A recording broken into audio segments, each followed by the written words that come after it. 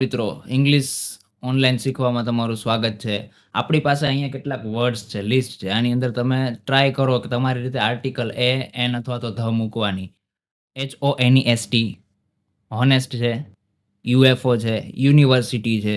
આમાં તમારે કયું આર્ટિકલ મૂકવું, પછી ડોક્ટર છે અને એક ગંગા. આમાં તમારે કયું આર્ટિકલ પ્લેસ કરવું તમારી રીતે તમે ટ્રાય કરો.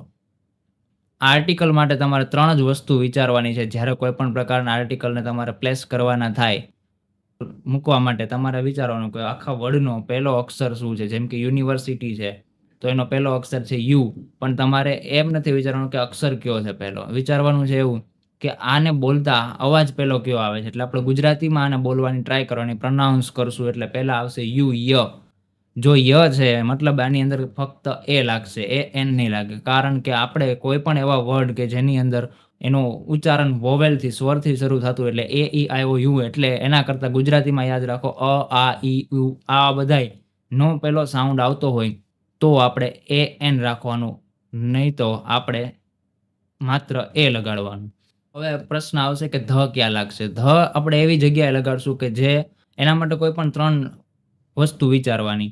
પહેલું કે એની અગાઉ વાત થઈ ગઈ હોય. આપણે જે કાંઈ ચર્ચા કરી રહ્યા છીએ એમાં એ વસ્તુનો ઉલ્લેખ જો પહેલાં થઈ ગયો છે, તો એ હવે ફરીવાર જ્યારે આવે છે, તો ત્યારે એની બ્લેન્કની અંદર આપણે આર્ટિકલ ધ લગાડશું, નહીંતર લગાડવાનું નથી. કેમ? કેમ કે એ અને એન છે એ ઇનડિફાઇનેટ આર્ટિકલ છે. જ્યારે આ ડિફાઇનેટ આર્ટિકલ છે. મતલબ ઓલું અનિશ્ચિત છે. એનું કંઈ નિશ્ચિત કરેલું નથી. ક્યું, ક્યાં, કેવું, કેમ એનો કાંઈ પણ ઉલ્લેખ નથી. એટલે એમાં માત્ર એ અથવા એ એન આવશે. પણ જ્યારે ધ છે એ એવી જગ્યાએ આવે છે કે જેનો ઓલરેડી પહેલાં ઉલ્લેખ થઈ ગયો છે, અથવા તો કોઈને બધાને ખબર છે, અથવા તો એ એવી વસ્તુ છે કે જે આજે, કાલે કે કોઈ પણ સમયે એ સત્ય ફરવાનું નથી. જેમ કે સૂર્ય પૂર્વમાં ઉગે છે. આ વસ્તુ રહી તો આવા ફેક્ટને અને સૂર્યને પણ બધા ઓળખે જ છે. તો આની આગળ આપણે આર્ટિકલ ધ મૂકવાનું આવશે. He is blank best player in the team. આની અંદર શું આવશે આર્ટિકલ? આની અંદર આર્ટિકલ ધ આવશે. કેમ કે આપણે એમ કહીએ છીએ કે the best player. We need to higher blank electrician. હા, આની અંદર ઇલેક્ટ્રિશિયન એટલે એ એન લાગશે. કેમ કે ઇલેક્ટ્રિશિયન વર્ડનું ઉચ્ચારણ શરૂઆત કરીએ ત્યારે એની અંદર ઈ થી શરૂઆત થાય છે વાતની, એટલે સ્વર આવે છે. તો એની અંદર આપણે એ એન લગાડશું, an electrician. I saw blank owl sitting on the tree. એનું જ્યારે ઉચ્ચારણ કરીએ તો શરૂઆત સ્વરથી થાય છે, એટલે એ એન આર્ટિકલ લાગશે. She wants to buy blank orange and blank banana.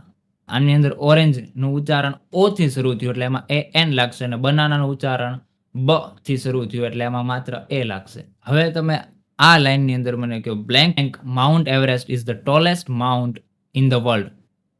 વિચારો આમાં કયું આર્ટિકલ આવશે? એ, એન કે ધ? આમાં એક પણ આર્ટિકલ નહીં આવે, કેમ કે આમાં કોઈ પણ આર્ટિકલની જરૂર જ નથી. Next, can you give me blank 1 રૂપી. આની અંદર કયું આર્ટિકલ આવશે? આની અંદર એ આવશે. ઓ એની 1 છે, અન નથી, ઓ નથી, વ થી શરૂ થાય છે એનું ઉચ્ચારણ, એટલે આમાં એ આવશે. નેક્સ્ટ એક એક્સરસાઇઝ આપણે ચેક કરીએ. નેક્સ્ટ નવું sentence, there is blank hour left for the exam. Hour H પણ અવાજ એનો આવરથી આવે છે. ટ્રાય કરો. બેટર. એ એન આવશે. There is an hour left for the exam. They went to blank university in the UK. University યથી ચાલુ થાય છે. શું આવશે? ઓકે, એ આવશે. કેમ કે ઉચ્ચારણ સ્વરથી નથી, વ્યંજનથી છે. I met blank European tourist yesterday. આપણે આના સ્પેલિંગના પહેલા અક્ષરને ફોકસ નથી કરવાનું, સ્પેલિંગના ઉચ્ચારણના પહેલા અવાજને ફોકસ કરવાનું છે. એટલે આર્ટિકલ્સમાં ક્યારેય પ્રોબ્લેમ નહીં આવે. ધ માટે 3 વસ્તુ છે. અથવા તો એ બધાને ખબર હોવી જોઈએ, સનાતન સત્ય હોવું જોઈએ, અથવા તો એનો પહેલા આપણી વાતચીતમાં ઉલ્લેખ થઈ ગયો હોવો જોઈએ. બસ આ 3 જ કેસની અંદર તમે યાદ રાખો એટલે મોસ્ટલી આર્ટિકલ ધ સાચું જ પડશે. Blank moon looks beautiful tonight. Moon એટલે ચંદ્ર, બધાને ખબર હોય, જગ જાહેર વસ્તુ છે, એટલે એની આગળ ધ લાગશે. હવે પહેલા આપણે એ જોઈ લઈએ કે આર્ટિકલ કેટલી જગ્યાએ નહીં આવે. બહુવચન નામ હોય, પ્લુરલ નાઉન્સ હોય, ત્યાં આર્ટિકલ નહીં આવે. નાઉન એવું હોય કે જે ગણી શકાય એવું નથી. જેમ કે મિલ્ક છે, વોટર છે, એ અનકાઉન્ટેબલ નાઉન છે. ત્યાં પણ આર્ટિકલ એક પણ પ્રકારનો આર્ટિકલ યુઝ નહીં થાય. મોટાભાગના દેશ, શહેર અથવા તો ખંડોના નામની આગળ આર્ટિકલ નહીં લાગે. વિષય અને ભાષાઓના નામની આગળ પણ આર્ટિકલ નહીં લાગે. ધ ઇંગ્લિશ, ધ મેથ્સ એવું ક્યારેય આવશે નહીં. અ મેથ્સ, એન મેથ્સ નથિંગ. હવે એક સેન્ટેન્સ છે. They invited us for the dinner. For the dinner. શું લાગે, કઈ મિસ્ટેક છે આમાં?